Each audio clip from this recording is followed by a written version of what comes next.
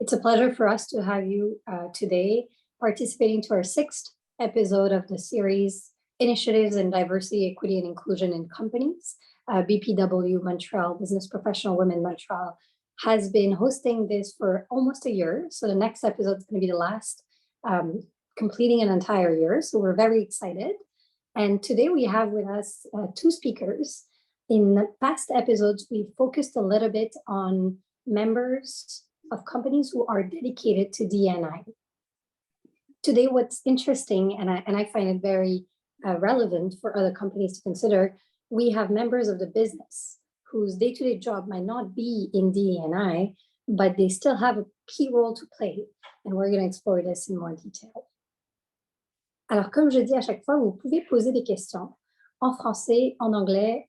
Je ne prétendrai pas comprendre assez bien d'autres langues pour pouvoir vous répondre. Alors, au moins, on va s'en tenir au français et à l'anglais.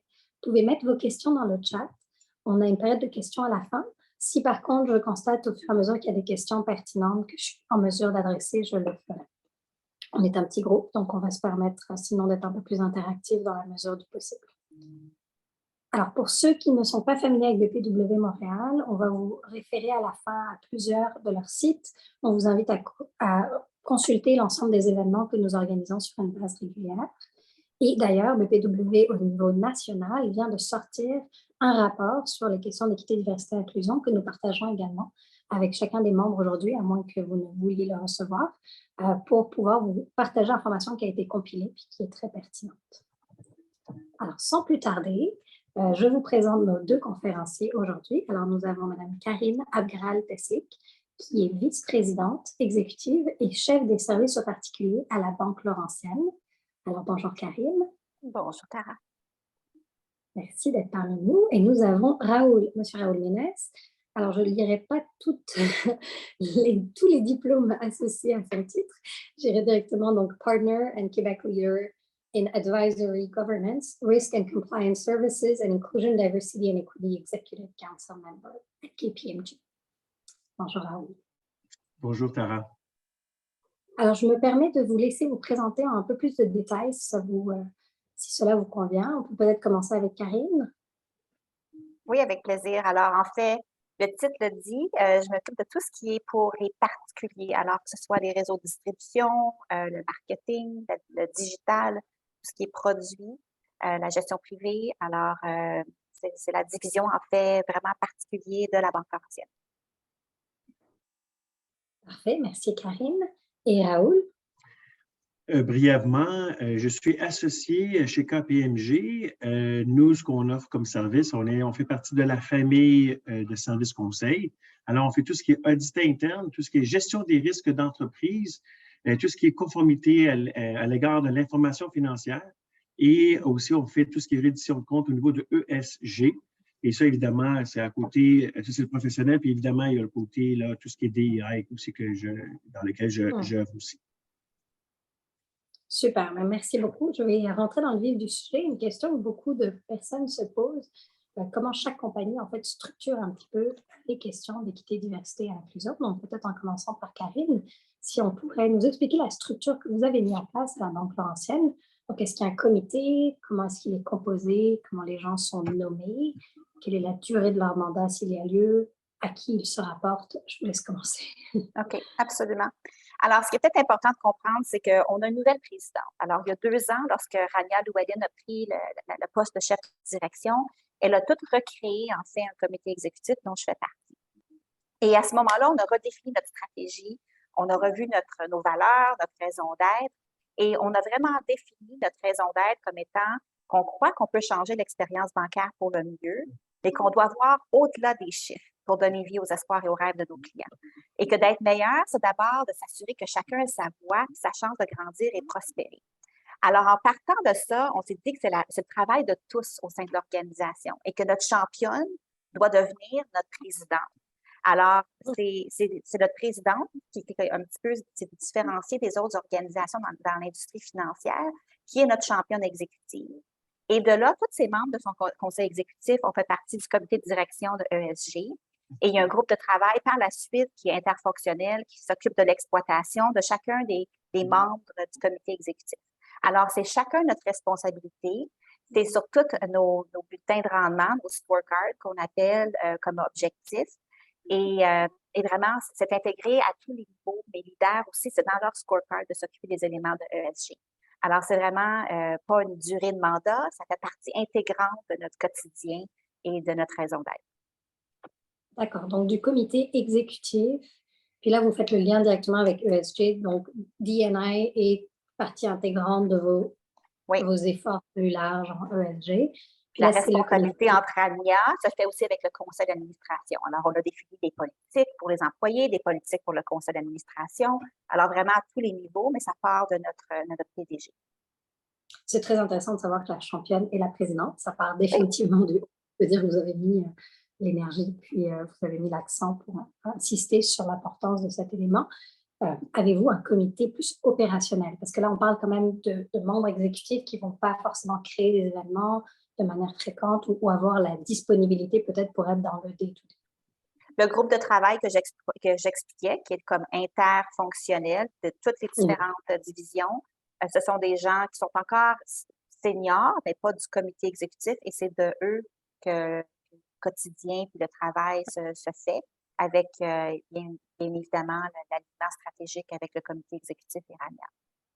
D'accord. Et donc interdisciplinaire, donc tout le monde est représenté autour de la table. Absolument. Ces personnes sont sélectionnées. On a chacun eu comme membre du comité exécutif la responsabilité d'identifier la personne qu'on voulait assigner sur le comité. Parfait. Puis c'est une grosse équipe. On parle de... On est à peu près 9 membres du comité d'exécutif. Alors, ça, c'est 9 membres du comité ESG. Super. Bon, ben, c'est déjà très utile de comprendre. Puis on parlait de reddition de comptes. Clairement, vous avez des scorecards et c'est répertorié de manière régulière et rapporté jusqu'au comité exécutif. Oui, absolument. Super. Et je tourne ma question donc à Raoul, à savoir si KPMG s'est structuré de la même manière en tant que membre visiblement du conseil que vous avez en place. Je suis curieuse de savoir est-ce que la structure est similaire ou différente?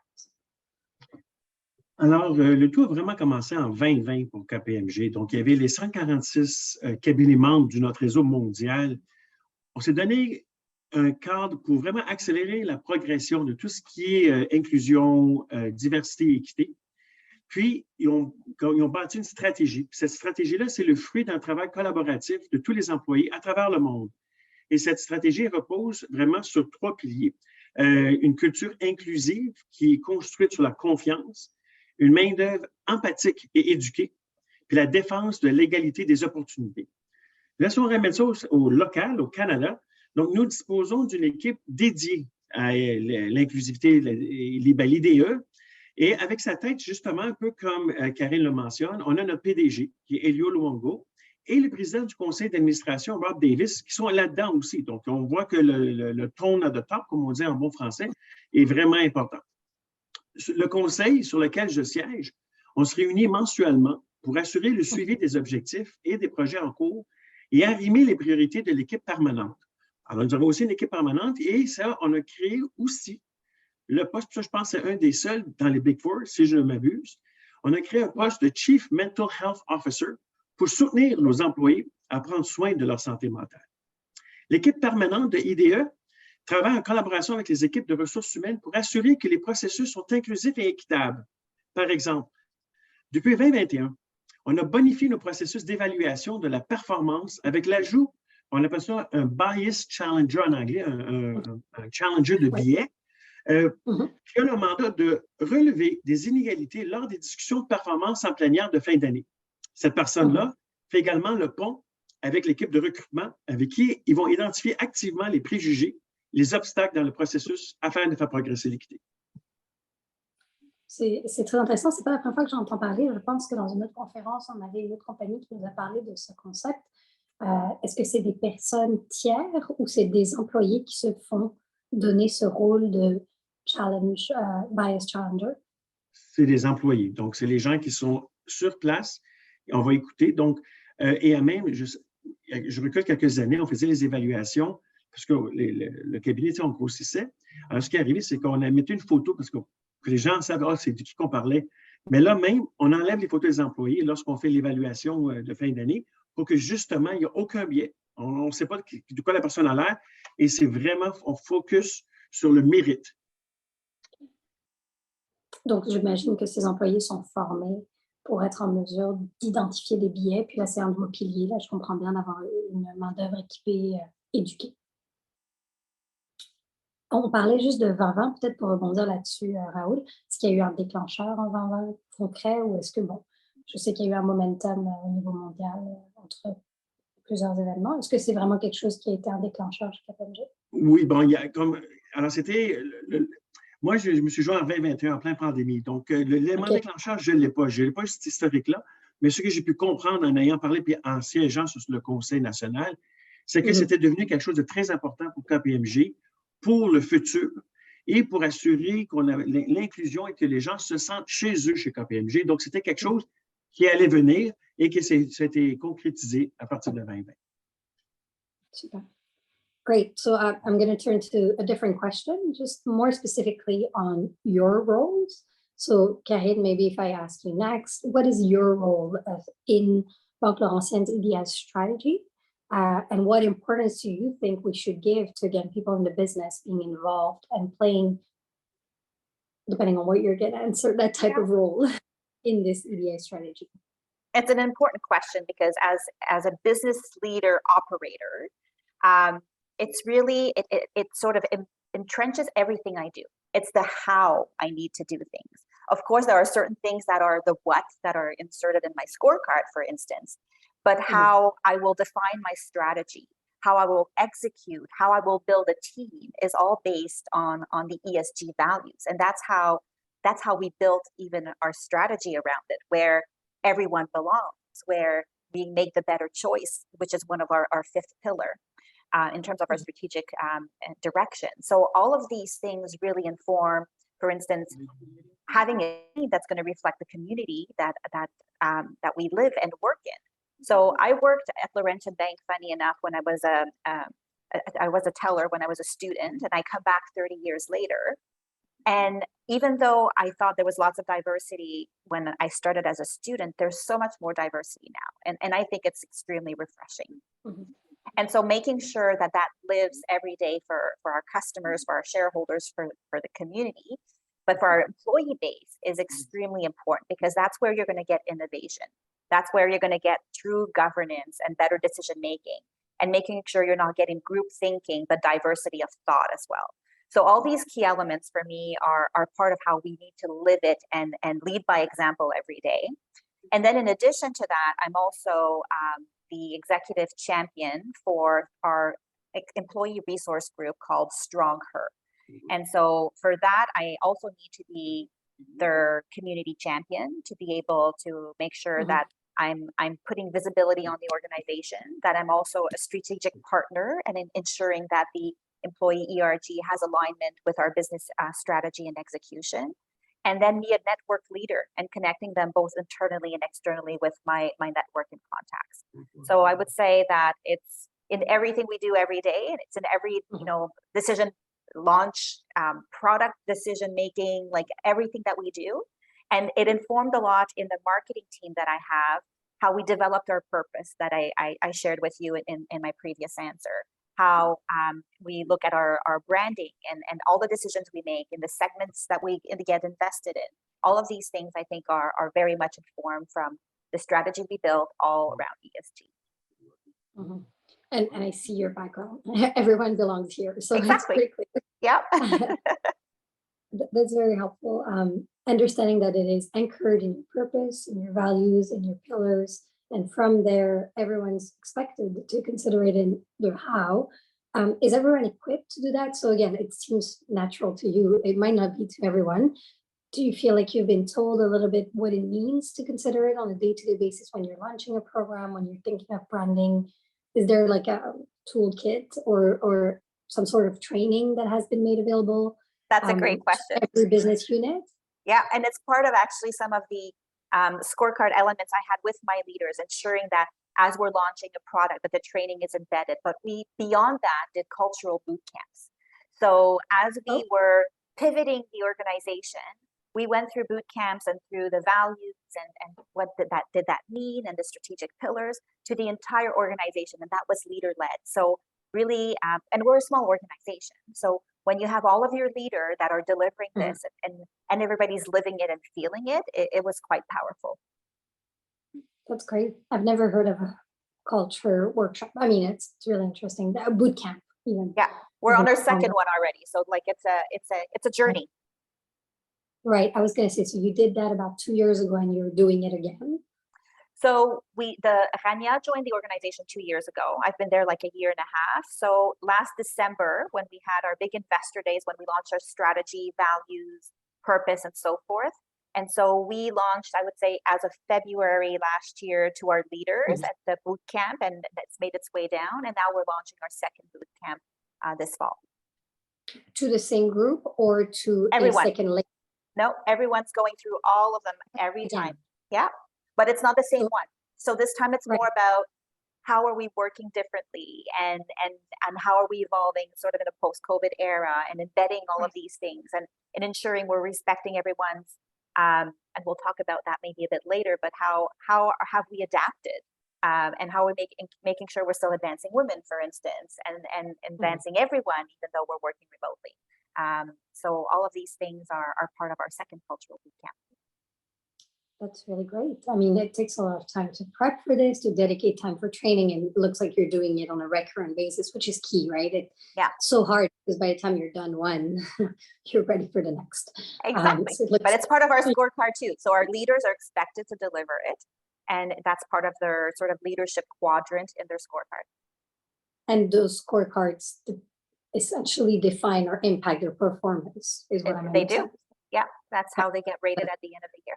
That's an effective way of making sure everyone is involved. Hopefully they do it They do it because they believe in it. So it's more than, Right. Sorry to pick on you, but you're saying a lot of interesting things. So the ERG Strong Her is for women, I'm assuming. And so you're the executive. And their allies. Yeah. So within the actual committee, we have different pillars. We've got wellness and balance. We talked about wellness just earlier. We've got leadership and development, and we've also got communication and culture. And we wanted to make sure in communication and culture, in that pillar, that we made sure that we built on allyship. So even within the Strong Her committee, we've got men and allies within the committee, and all the activities are open to everyone. So, So, it's not limited at the committee level or at the events level. But I guess my next question was, do you have other ERGs?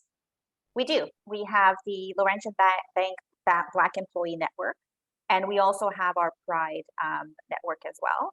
And I wouldn't be surprised, I've heard that there might be some others for new arrivals in Canada and so forth. So I think it's a grassroots movement with some support from our HR partners, but it's really the employees who have decided to build this together. It's not, well, we must have this, but no, it's been really a movement of the employees, which is a reflection of how they feel about the culture and the ability to be able to have their voices heard.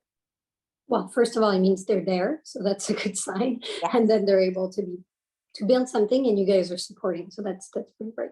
Yeah. I'll go back to you, Raoul. Kind of the same question, understanding a little bit what is your specific role and how do you feel about people in the business positions and what should be their role on a more regular basis. And I do want to pick up on your previous answer. I had not really reacted to it, but it's pretty impressive to have a chief mental health. I'm not sure exactly how you called it, but have someone dedicated to mental health. I think we just had the mental health day, if I'm not mistaken, mixed with Thanksgiving. So a good chance to be taking a day from a bit of time off from work at the same time. But I'm sure many companies will have to start thinking about that too, whether they call it this way or at least dedicate time to mental health, especially in those industries where we see a lot of burnouts and those realities. So real quick, it's we have a chief mental health officer. That's the official name he has. It's interesting. Before I go any further, if I may, Tara, what is interesting is that there was, like a lot of big companies, sometimes we have challenges, and one of we lost a member of our KPMG family, and it was someone that people really, really appreciated, really, really liked. And it was instant how that chief mental health officer was there. And when we talked about the person that had passed unexpectedly, and how the KPMG community came together, and knowing that he was there for us, you know, there are a lot of people, like I said, really like this person, and it was unexpected. So it was one of those things where having someone there to just listen, to help you, to guide you, I believe was a wonderful thing. So that's my little sidebar. The role that I play, so I am part, as mentioned before, of the National Committee. And the way we have divided this is that we have a representative from each region. So I have a colleague of mine, her name is Linda, and we represent Quebec. And we are on those meetings. And Linda and I sit on as many meetings as we can from our local initiatives. A little bit like Karine said earlier, we have the Black Network, we have the Pride Network, et cetera, et cetera. We have many networks, and we try to be there for them. And so what we become is the conduit between what's happening in Quebec, what's happening to national, and vice versa. And what we also want to make sure is that we communicate. We have a people committee, and that we communicate with them as well. So as a partner, I take this very seriously and something that I care deeply about, because it allows me to understand, one, you know, as a white Caucasian man, there are things that I may not be aware of. And for me, I think it's very important to understand, you know, we talked about women allyship. And one of the things that I remember, I saw my wife going through an event that opened my eyes.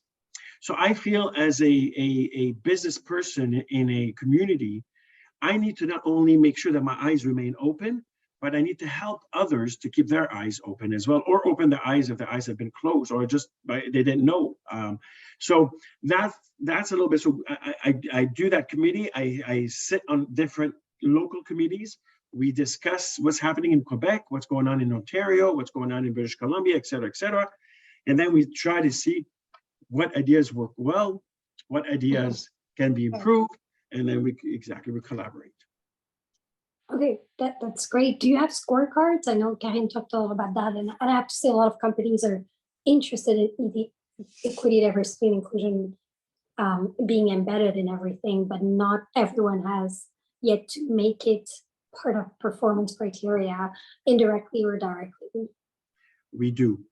We have scorecards from the hiring process all the way to the partner. We look, you know, is it for how many women we want to have in the partnership, how many of the visible minority. So we have scorecards, and that are tracked on a monthly basis and are shared with us in our meetings that we have monthly. Okay, great. Well, that's helpful. And I like, I think that's something that I wanted to address later on, but kind of asking why you personally decided to get involved. And I think you addressed it just as an example, having your life going through. Well, it was briefly. So one thing I didn't mention earlier is I was in the United States. So long story, very short, I promise. I was in Montreal, born and raised. I had an opportunity to go to the United States. So I went to Arizona. I was supposed to be there for 2 years. I met a wonderful woman who accepted me with all my faults. So I married her right away before she changed her mind. Once we got married, my 2 years became almost 15 years. And a little sidebar again, I came back home to be closer to my aging parents. Having said that, when my wife, now I met her in the United States. We got married there 1 year after, almost 2 years after our marriage. We had a baby girl. 2 years after that, a boy. I was actually upset because I came with a Canadian mentality to the United States. And over there, first and foremost, the parental leave is very short. So my wife had 3 months. And what we need to understand is for our second, our boy, she had to be on bed rest. So the actual parental leave did not started immediately the moment she says, I'm on bed rest. So the baby hasn't come yet, and the clock has started ticking. So with our boy, she had less time with him at home. Thank goodness for my wonderful parents. They came down to Arizona and they stayed with us 6 months to help us with our children. So while my wife was only gone for 10 weeks at her employer back in the day, they didn't really care if she's a woman, if she's on parental leave or whatnot. She lost her position. She was working, she was working hard. But when she was on leave, they literally called her and said, hey, just so you know, we're not firing you. I mean, but you're not going to be doing what you used to do, what you're good at or what you're doing. We've put you in another department. And what you think would happen, happened. She was there, she was not happy. Of course, she left. Yeah. And I remember thinking, I said, wow, that got to me, because as a Canadian, and with all the, we got the 1 year parental leave, we have, some protection, it upsetted me. And our firstborn is a girl. And I wanted to make sure that my daughter has the same opportunity as my son, or my sons, I should say, because I didn't say that either, but we also have a baby COVID. Yes, so we have a 3-week-old baby at home. So I want my daughter to have the same opportunities as my son. Now, right now, my daughter, she bosses my sons around, so I think there's no issues there. But besides that, I wanted to make sure that we are judged on the merit, we're judged on what we bring to the table, on our capabilities at work, and not on our gender. And when I saw what happened to my wife, it really came to get me. And that's when I joined KPMG. I raised my hand when there was an opportunity for me to join the committee. That's great. Maybe, je vais changer pour passer en français, pardon. Karine, est-ce que vous voulez aussi partager pour nous votre choix personnel? Pour quelles raisons vous impliquez en équité, diversité et inclusion?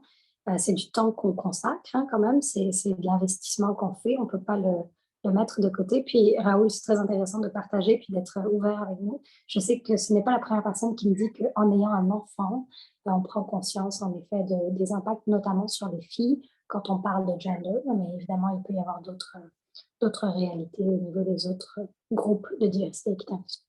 Oui. Mais du côté professionnel, de un, je pense que lorsqu'on a été formé comme nouveau comité exécutif puis qu'on a eu l'opportunité un peu d'intégrer certaines de nos valeurs personnelles dans les valeurs d'organisation puis de les redéfinir, c'est déjà assez unique en partant. Alors, en soi, maintenant, la compagnie est un reflet finalement de ce que nous sommes. Et moi aussi, je suis maman, 6 enfants, famille reconstituée, enfants de différentes origines, enfants avec des besoins spéciaux. Alors, une famille bien diversifiée pour qui je veux m'assurer de laisser un monde qui est meilleur. Alors, 5 garçons, une fille, c'est la fille qui gère les 5 garçons, mais malgré tout ça, mais souvent, elle nous rappelle certains des biens conscients qu'on peut avoir, même comme parents, que les garçons peuvent avoir, qu'on peut tous avoir. Alors, je pense que comme championne exécutive pour Fort au féminin, pour moi, c'est important de aussi payer au suivant. J'ai des gens qui ont été des alliés, qui m'ont permis d'être où est-ce que je suis aujourd'hui. Puis je voulais m'assurer de faire la même chose pour tout le monde, pour qu'on ait vraiment une équité, que ce ne soit pas juste au niveau de la femme, mais au niveau des personnes handicapées, des personnes de couleur, des personnes de différentes orientations sexuelles. Je pense qu'il faut être un reflet on est chanceux au Canada, on est déjà très ouvert d'esprit, mais je pense qu'il faut continuer de pousser pour être vraiment un reflet des communautés, puis de s'assurer que les voix qui ne sont pas toujours bien représentées aient l'opportunité d'être élues. Merci beaucoup pour le partage. C'est sûr que les expériences personnelles nous impactent et ça permet de nous motiver à jouer un rôle. Et c'est bien aussi d'être dans des compagnies qui nous donnent ces opportunités, ou alors vous choisissez aussi vos compagnies en conséquence, ce qui est un bon choix à faire. J'ai une question de Lise. Lise, vous pouvez y aller. Oui, bonjour. Karine, je pense? Oui. Allô. Tu as mentionné personnes handicapées. Est-ce que votre organisme a des programmes pour des personnes en situation de handicap? Bien, ça fait partie de tout ce qu'on doit faire pour nos clients puis pour nos employés aussi. Alors, je dirais moi, j'aimerais qu'on continue de pousser la note sur ce qu'on est en mesure de faire, mais pour avoir des programmes vraiment plus spécifiques. Mais je dirais qu'on a l'ouverture de dire que tout le monde a sa place. Et ça veut dire les personnes aussi avec des handicaps. C'est un sujet que j'ai beaucoup à cœur. C'est aussi la façon qu'on s'assure en termes de philanthropie, de pouvoir allouer aussi nos sous. Alors, tout le monde est bienvenu, puis c'est bien évidemment s'assurer que qu'on met tout le monde sur le même pied d'égalité, qu'on leur donne l'opportunité de postuler sur ces postes-là, puis qu'on donne le support par la suite de faire l'intégration. OK. Est-ce que votre lieu de travail est bien adapté pour des Je dirais chaises ou des... il faut qu'on ben, de un, lorsqu'on est en succursale, parce que Oui. pour ceux qui sont au Québec qui ont des succursales physiques, il faut être adapté pour nos clients. Alors, de un, il faut l'être. Mais par la suite, nos travail, on travaille d'abord de la maison. Alors, ça permet beaucoup d'opportunités à nos employés parce que c'est d'abord de la maison que l'on travaille. OK. Ben, merci bien pour votre réponse. Ça fait partie du plaisir, Lise.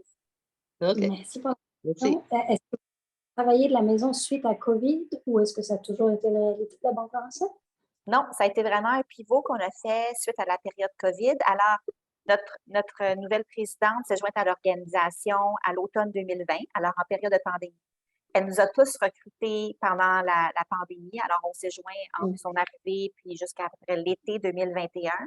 Et par la suite, on a sondé tous nos employés. On a eu plus de 1000 personnes qui nous ont dit on veut travailler d'abord de la maison. On veut un modèle hybride. Puis lorsque le travail demande plus d'aller pour un team building ou des activités de groupe, d'aller, si nécessaire, en équipe, en personne. Mais d'abord, on travaille de la maison. Alors ça permet beaucoup de flexibilité à nos employés qui l'apprécient beaucoup. C'est intéressant parce que la pandémie, d'une certaine manière, a créé beaucoup de flexibilité. Puis là, beaucoup de choses négatives, bien entendu, mais au niveau d'une réalité d'inclusion. Puis, il y a deux envers à la médaille. Il y a beaucoup de gens qui disent aussi que ça crée des enjeux, définitivement, de moins de visibilité, moins de présence, de networking. Mais pour certains autres aspects, la flexibilité est définitivement pertinente. Je vais tourner sur un peu une autre question. Je vais retourner en anglais d'ailleurs. I think when people think of D&I initiatives, it sounds so vague. And a lot of people struggle with the notion of great, every company wants everyone to be inclusive, and this is wonderful. But what does it mean really? You both mentioned a few things that your companies do, but I'd be really curious if you want to share one or two initiatives that you feel are specific to your company and maybe can't be imported somewhere else, but are just ideas that have been successful. And I can show, like, it doesn't take 5 years to change everything. It took one initiative that had some impact. It might inspire others. So I don't know, Raoul, if you want to start. Sure. So the committee here is very active. And one of the things we're trying to do is to always show that there's a different perspective than ours. And that's the thing that we try to do. One of the great initiatives that we have put in place is, for the people who are based in Quebec, know him well. His name is Fabrice Ville. He's a very influential entrepreneur, social entrepreneur in the community here. And he gave a conference to more than, I think it was almost 100 partners in Quebec to see and understand some of the prejudice that exists out there, the microaggressions, and the role as a leader, what we can do to stop it and to be aware of it. And sometimes it's just the word, sometimes it's just, you ask a simple word and it has different meanings. So that was one of the initiatives that we had put in place, and it was an eye-opener. Things that we may take for granted, we think that it's obvious, and it isn't. And, the old cliche says, you don't know what someone goes through until you've walked a mile in their shoes. It took a whole new definition for me. It was completely different. And again, I'm very thankful because it opened up my eyes. I would like to think that I am one of the, very, very much a welcoming, my personal team here, the GRC team, Governance, Risk and Compliance, Tara, I can tell you that we are one of the most diverse. So I am very proud of that. Because once again, we try to be blind to any gender or any race. What we want to hire is people that want to learn, they want to contribute, they want to succeed, and they want to grow. And that's what we're looking for in our folks here. And but I believe that initiative, as an example, that Fabrice Ville that came, made me realize, oh wow, I thought I was doing a pretty decent job. But you know what? My mom thinks I'm perfect. My wife can give you a list of things where I'm not perfect, and I see there's always place for improvement. So that's one of the things that we've done. And of course, another one real quick, in June, as you know, it was Pride Month. So we have our group here, the 2SLGBTIQIA+ committee. They had organized with the Emergence Foundation a training called Employés. So again, how to be an ally to the community, for the pride community, where employees can come and educate themselves and be sensitive to the diversity, the sexual diversity, and what is out there besides what we commonly know as binary. Great. Well, that's very concrete. Thank you so much. And I like that you're using people and organizations from here, because the realities are different everywhere. So if you were going to get someone from Toronto coming to speak here, I think Quebec has its own realities, and it's very relevant to be also local in that sense, and conscious of that in organizing those events and making them available to everyone. I just want to pick on you just to be annoying, but I think you said to be blind to origins or ethnicities or religion. And the big debate now is people don't want you to be blind to it. They want you to notice it and to embrace it. Right. And I may have misspoke, but what I'm trying to say is we want to make sure that each person is valued for who they are, regardless of anything. And I know you meant that. I just found that nuance very interesting, because Yes. it is something we all need to learn, that it is not about pretending like there's no difference, but it is about embracing the existing difference. That's correct. Karine, maybe I can turn to you if you want to share some initiatives at Banque Laurentienne. Yeah. So I spoke briefly just about our employee resource groups. I think the fact that those are grassroots committees that have been structured are quite interesting. And those are all with an executive sponsor from our executive committee. So there is support from the leadership to be able to give them the partnership that they need, but it's also the employees that are taking it into their own hands. And they've also recently started to work with all of the groups together to leverage the best practices from one another and repurpose templates or ideas. And they are all coordinated throughout the year. They built a calendar to say, this is when we're doing our activities. So they're not stepping on each other's toes, that they've got the right air time. And so, and that's all with the support of our also HR department. So, so that's one great initiative, I think, that started. I think one that really I found incredibly touching was our Courageous Conversations initiative. And so those are moments, they're forums where there is an executive host, and then there are employees who essentially share their stories, where other employees listen and learn from them. And those moments have been incredibly powerful. We've had, the Black employees share some of the journeys that they've gone through. We've had people from our Pride employees share their journeys, their coming out stories, and how they worked through them in the workplace and on the personal front. We've had a lot of mental wellness conversations. We're having another one in a couple of weeks, and we had some previously. And those were also like moments where people are vulnerable, where you get to know your colleagues at a level you never would have gotten before. So in this virtual world, like, everybody gets to attend, and we get to really share the journey. And so to Raoul's comments about walking a mile in someone's shoes, although you're not walking in their shoes, you get to really live with them, sometimes share tears with them, or laughter with them. Those have been absolutely powerful moments for our organization, because we're living them all together. So I thought that was a great initiative that was started with Tanya when she joined, and has been getting more and more momentum as we keep having others. Okay. Maybe a related question, because again, grassroots organization or grassroots movements tend to mean more burden on the shoulders of the people who are kind of feeling the responsibility to carry their group or to represent their cause. And it's not always bad, of course. They might be in a better position to do so, but there's been a lot of talk about not letting them kind of feel that responsibility on top of all the microaggression or things they might be going through on a day-to-day basis. Is there any mechanism at both of your companies to reward employees who are heavily involved in things like that? Like, is this considered in any way? I'm thinking, I'm putting my lawyer hat when you're in a law firm and you have to bill a number of hours, that's non-billable. So if that is a non-billable that I need to do between midnight and 1 a.m., is the company going to care, or am I going to get in trouble for not meeting my billables because I spent too much time with the ERG trying to make progress on that front? So in terms of the scorecard, like we've got different quadrants, whether it be around financials, around customers, around making sure we're keeping our bank safe, and around leadership. So those are all leadership elements, of course, that are included in their appraisal. It's not like a defined, you must do this. It's more things that they're doing to go above and beyond. We also make sure that there is enough people to take on the task and that they structure themselves and divide the tasks. So like when I explained earlier, they're going to do leadership and career development as one stream, and they're going to have people working there.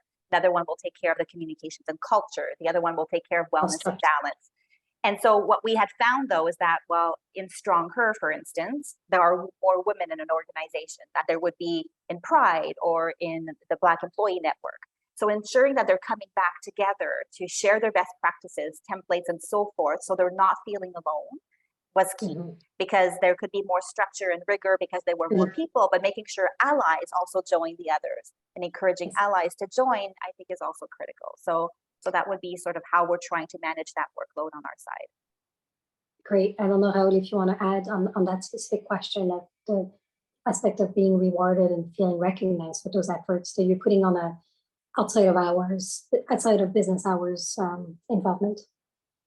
Right. So we are, well, again, it comes back down to the tone at the top, right? And one thing that I do believe with my career, tone at the top, I don't like that term because tone at the top is basically saying, do what I say.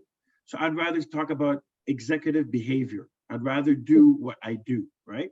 So the executive behavior here is people look and we see how the others do. And so it's not a chore. It's not difficult to stay after work and to help a committee or be involved with a committee or provide help with a committee. Again, it's part of our values is to look out for one another. We're having right now, not a debate, but a little debate where our name, right? It's diversity, inclusion, and equity. And we're thinking of adding the B because we want people to belong here, right? So when you have that perspective, it kind of changes the way you do things. And a little sidebar to answer your question, because I know you're an attorney, as a CPA, as an accountant, I can tell you, in an accounting firm, we have to charge our time as well. So we do have a DEI code as well. And that way we're able to see how much time we invest in our initiatives. So we have that as well. That's wonderful. Je vais passer à une autre question. Je vois le temps filer. Il nous reste 15 minutes, alors je vais vite continuer. Alors, une question aussi que les gens se posent souvent. Bon, la formation, vous l'avez, vous êtes impliqué. C'est un peu plus facile pour vous d'être au courant de ce qui se fait.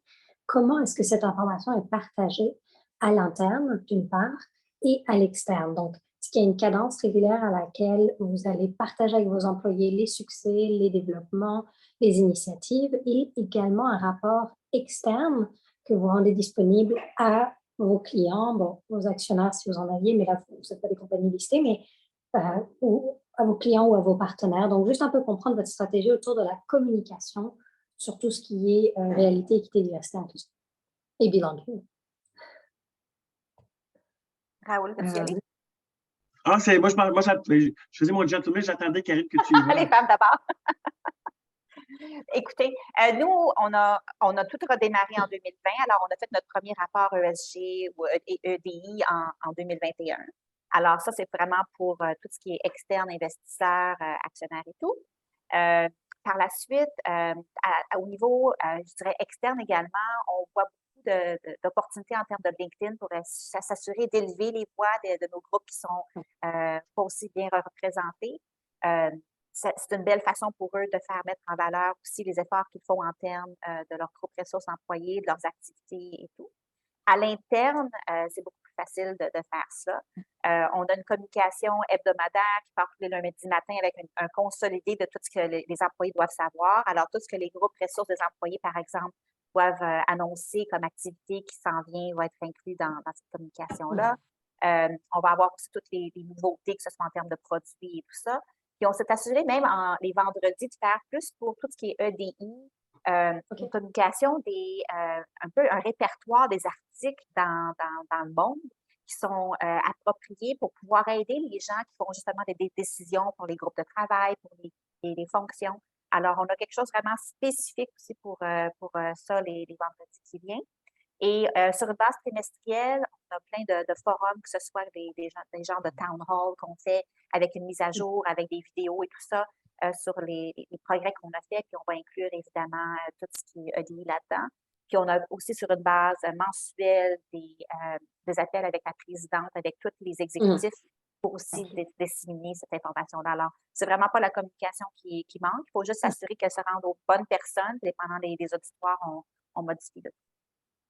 Super. C'est intéressant, c'est dans vos channels of communication habituels, mais vous avez ajouté j'aime bien la touche du vendredi EDI, c'est intéressant de l'avoir ajouté en plus. Donc, Raoul, de votre côté. Alors, nous aussi, on a, premièrement, si on regarde à l'interne, donc, il y a quelques actions qui sont posées. Donc, la première, l'équipe de recrutement et les ressources humaines au Québec, on reçoit chaque trimestre des mises à jour sur l'avancement des cibles de recrutement et d'embauche. Donc, ça se fait régulièrement. Les leads des People Committee, les comités de People, se réunissent avec l'équipe des ressources humaines et de communication pour mettre en commun les initiatives puis réaligner les priorités à chaque mois pour être sûr qu'on s'enligne, qu'on s'en va dans la bonne direction. Et en plus de ça, l'associé directeur du bureau du Québec, donc notre grand patron, lui va publier les activités du mois dans son briefing. Donc, à chaque mois, on appelle ça le briefing mensuel. Puis c'est lu par les 1800 plus employés de KPMG au Québec. Donc, ça, c'est une chose qu'on fait. Nous aussi, on a un rapport qui sort. Puis, je t'avoue, Tara et Karine, ça m'a surpris parce que c'est quand même assez étoffé. Et on a des données sur toutes sortes de métriques, là, quand même assez intéressantes pour voir, encore une fois, est-ce qu'on se dirige dans la bonne direction? Est-ce qu'on pose les bonnes actions? Est-ce qu'on fait les bonnes choses? Est-ce qu'on doit course correct? Est-ce qu'il y a quelque chose qu'on doit faire pour changer? Et on les étudie régulièrement. Donc, nous, la fin d'année, justement, c'est le 30 septembre. Donc, on vient de clore l'année fiscale 22 et on va recevoir bientôt comment a été l'année. Donc, on va voir une chose à l'interne. Et pour répondre à la question au niveau de l'externe, on fait des activités puis on est très visible. On va avoir des tentes KPMG, on va se pointer. Malheureusement, cette année, le défilé de la fierté a été annulé, mais on était là. On avait notre float, là, puis on était là. Donc, on s'assure que les gens savent qu'on est là. Et aussi, on n'hésite pas de faire des posts, là, qu'on dit là, en bon français, dans LinkedIn et des choses comme ça. Donc, les gens peuvent voir régulièrement là, ce qui se passe chez KPMG. Super. Alors, je suis surprise, agréablement surprise. Vous avez un petit peu indiqué qu'il y a eu un momentum, un relancement, une nouvelle mise en place dans les dernières années.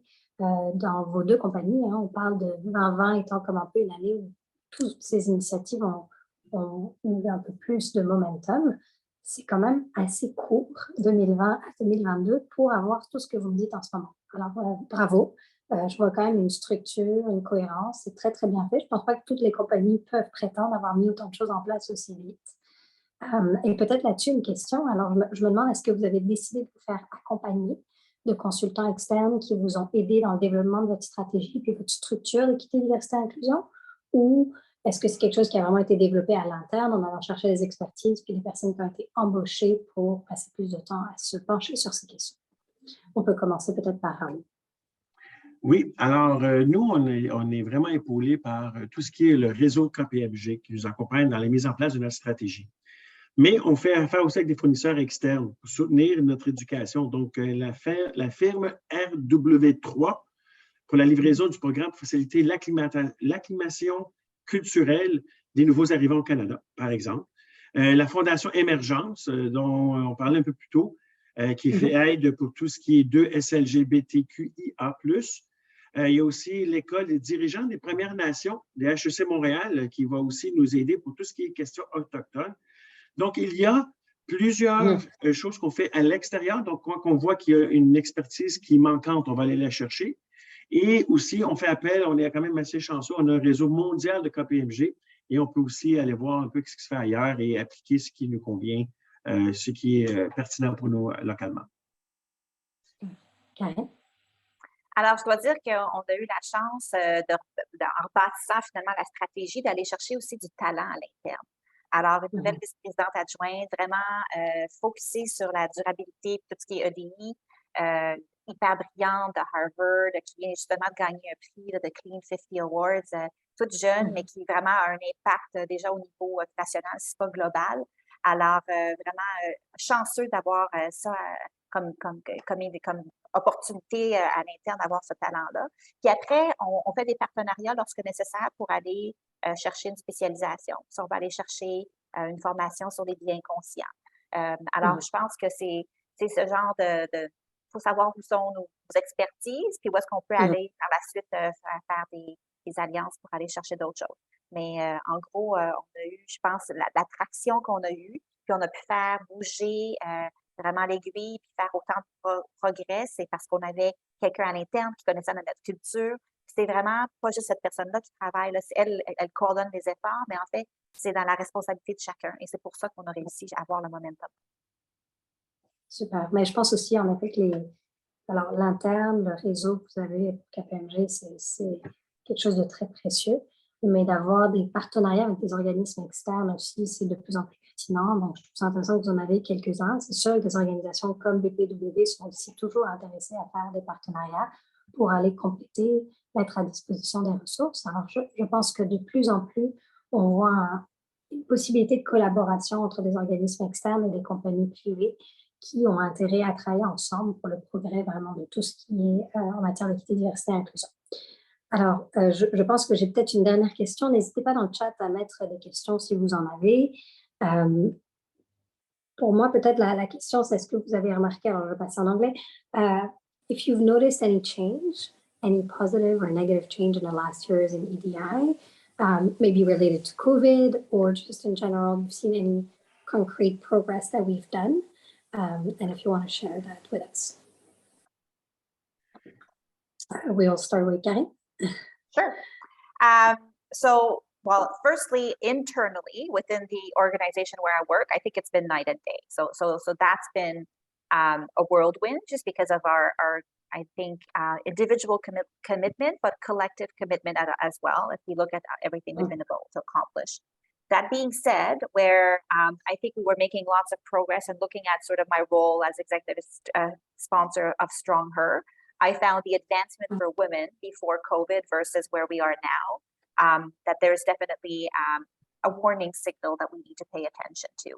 I think if we looked at some of the McKinsey reports or even some of the Catalyst data around representation, like a lot of women, more than men, were wanting to downshift during COVID, felt the burden and the mental burden, and had to support the children at home or do just put the sort of the career on sort of the shelf in certain instances. So I do worry to some of the comments you were making, Tara, about the visibility.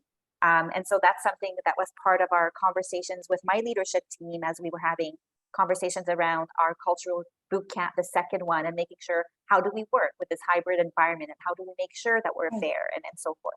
So all of these things, I think, is how we're looking at advancement of women has to be focused on how the work is evolving. And to me, that's something that I think that we're just going to have to keep on paying attention to and having very honest conversations about and making sure that there's awareness around this challenge. Thank you. How do you feel similarly, or is there any different conclusion on your side? No, I actually feel the same, and if I may echo what Karine said, and also I wanted to talk about, if we put aside for one moment all the targets that we have, our key performance indicators, one thing I did notice within the last year is an increase in curiosity and sensitivity to our environment. And I think that is something when, as you mentioned earlier, when we think about, we started in 2020, and here we are, we didn't even finish 2022 calendar year. That sensitivity, that awareness, and that curiosity, I think is already a step in the right direction. I totally agree. I think it's interesting to see that we're never done, right? Like, although we're doing something good, there's been some progress, there's always the risk of going backwards or simply not keeping pace with the changes.